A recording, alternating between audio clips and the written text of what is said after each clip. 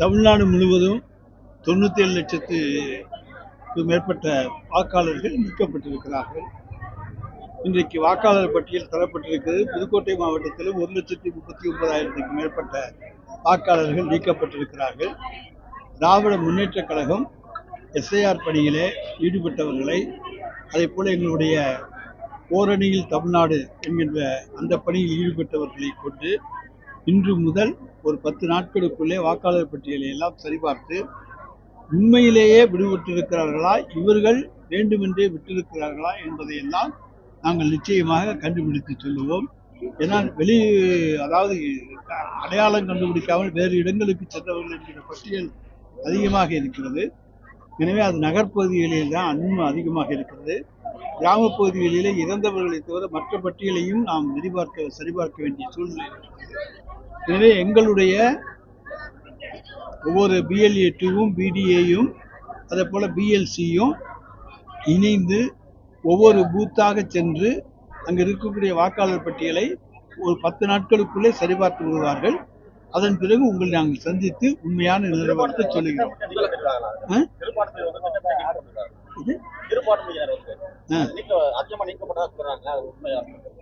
அதெல்லாம் வாக்காளர் பட்டியலை பார்த்ததுக்கு அப்புறம் தான் தெரியும் அதிகமாக நீக்கியிருக்காங்களா, இல்லை வேணும்னே நீக்கியிருக்காங்களா, விட்டுட்டாங்களா, அந்த பகுதியே போயிடுச்சா அப்படிங்கிறதெல்லாம் வாக்காளர் பட்டியலை பார்த்த பிறகு. முதலமைச்சர் தொகுதியில் 1 லட்சம் பேர் நீக்கியிருக்காங்க, துணை முதலமைச்சர் தொகுதியில் 89,000 பேர் நீக்கியிருக்காங்க. அதே போல எதிர்க்கட்சியாளர் எடப்பாடி பழனிசாமி தொகுதியில் 26,000 பேர் நீக்கியிருக்காங்க. நீங்க எப்படி பாக்குறீங்க?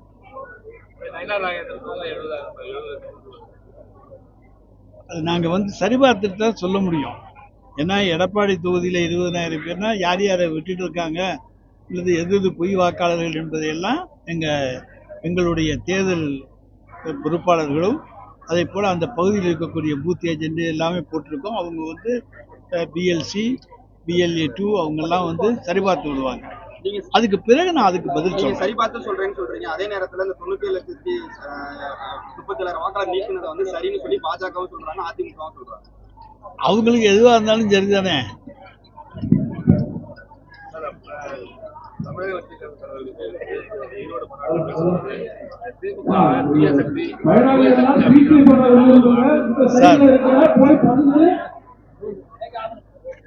நாங்க தீய சக்தியும் இல்லை, தூய சக்தி இதை பற்றியெல்லாம் கவலைப்பட மாட்டோம். ஏன்னா எங்கள்கிட்ட இருக்குது மக்கள் சக்தி. அவருக்கு மக்கள் சக்தியை பற்றி தெரியாது. சினிமா வசனத்தில் தீய சக்தி தூய சக்தி என்று பேசியிருக்கிறார். நாங்கள் மக்கள் சக்தியை நம்புகின்றவர்கள். எங்களிடத்திலே மக்கள் சக்தி இருக்கிறது. திராவிட கலாச்சாரம்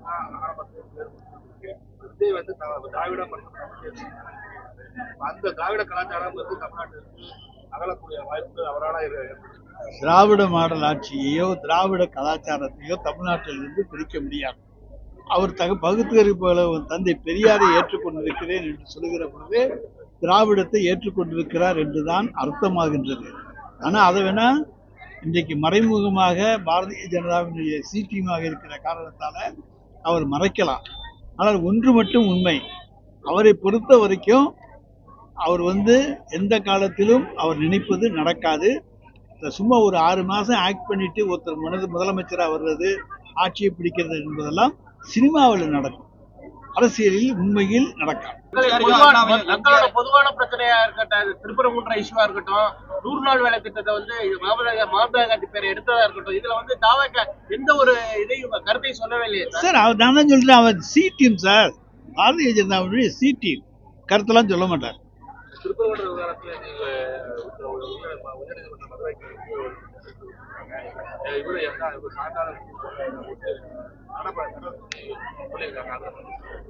சார், ஒன்று ஆகம விதிகள் இருக்கு, அது போல தொடர்ந்து நடைபெற்று வருகிற சம்பிரதாயங்கள் இருக்கிறது, பழக்க வழக்கங்கள் இருக்கிறது. அந்த மலை உச்சியில அங்க அந்த தீபத்தூன்னு சொல்ற இடம், நாங்க சமணர் காலத்து கல்வெட்டுன்னு ஒரு குறிப்பு சொல்லுது, இன்னொன்று சர்வே கல்னு சொல்லுது. அங்க தீபம் ஏற்றியதற்கான அறிகுறிகளே கிடையாது.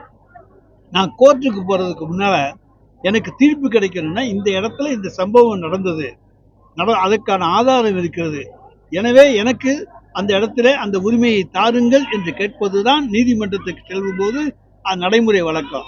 அந்த நடைமுறை வழக்கமே இந்த வழக்கிலே பின்பற்றப்படவில்லை. எடப்பாடி பழனிசாமி வந்து கொள்கை வேறு கூட்டணி வேறு, எதற்காக நாங்க கொள்கையை விட்டு கொடுக்க மாட்டோம் அப்படின்னு சொல்லி பேசியிருக்காரு. யாரு? அவருக்கு கொள்கையும் இல்லை, கூட்டணியும் தான் நம்பி இருக்காரு. கொள்கை வேறு கூட்டணி வேறு என்று சொல்லுகிற தகுதி அவருக்கு கிடையாது. ஏன்னா அவர் கொள்கையை விட்டு தான் இன்றைக்கு பாரதிய ஜனதாவினுடைய அடிமையாக இருக்கிறார். அந்த கட்சிக்காரன் பாவம் நல்லவன், அவங்க எல்லாம் பாவம் துணிக்கிறாங்க.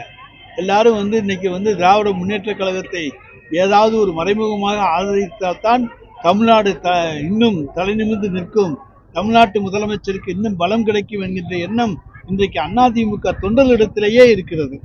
அதிமுக மாநிலங்களவை உறுப்பினர் தம்பிதுரை அந்த திட்டத்தை 100 நாள் வேலை திட்டத்தை ஆதரவு தெரிவித்திருக்காரு. அதே நேரத்துல மகாத்மா காந்தி பெயரை நீக்கினதையும் 40% நிதியை மாநில அரசை ஏற்றுக்கொள்வதையும் நாங்க ஆதரிக்கலன்னு சொல்லியிருக்காரு. எப்படி பாருங்க சார், நான் தான் சொல்றேன், அவங்கள பத்தி நாங்க கவலைப்படல. அவங்களால ஒன்றும் சொல்லவும் முடியாது. 100 நாள் வேலை திட்டத்தை ஆதரிக்கிறேன் பாரு, அப்புறம் 125 நாளைக்கு வந்ததை வரவேற்கிறேன் பாரு, அது ஓட்டு போட்டுட்டு வருவாரு, ஓட்டு போட்டு வந்துட்டு ஒரு ஸ்டாண்டை சொல்லுவாரு. அவங்க நிலையாக எதையுமே முடிவெடுக்க மாட்டார்கள். மாநிலங்களவையில மக்களவையில திமுக காங்கிரஸ் கடுமையான போராட்டம் பண்றாங்க, நடத்தோட இடையூறு பண்றாங்கன்னு சொல்லி சார், ஒரு கொள்கை வர்ற போது பேச வாய்ப்பு தர வேண்டும். வாய்ப்பு தரலைன்னா என்ன பண்ண முடியும்? நம்ம சத்தம் போட்டு தான் சொல்ல முடியும். எங்களுடைய குரலை உயர்த்தித்தான் இந்த உரிமைக்காக போராடுகிறோம் என்று குரலை உயர்த்தி சொல்ல வேண்டிய கட்டாயம் எங்களுக்கு இருக்கிறது. அங்கே அவர்கள் மெஜாரிட்டியோடு இருக்கிறோம் என்கிற தைரியத்திலே சட்டங்களை கொண்டு வருகிறார்கள். அது மக்களை பாதிக்கும் என்பதை எடுத்துச் சொல்வதற்கு எங்களுக்கு வாய்ப்பு கொடுப்பதில்லை. எனவே நாங்கள் உரத்த குரலில் சத்தம் போட்டுத்தான் பேச வேண்டியிருக்கிறோம்.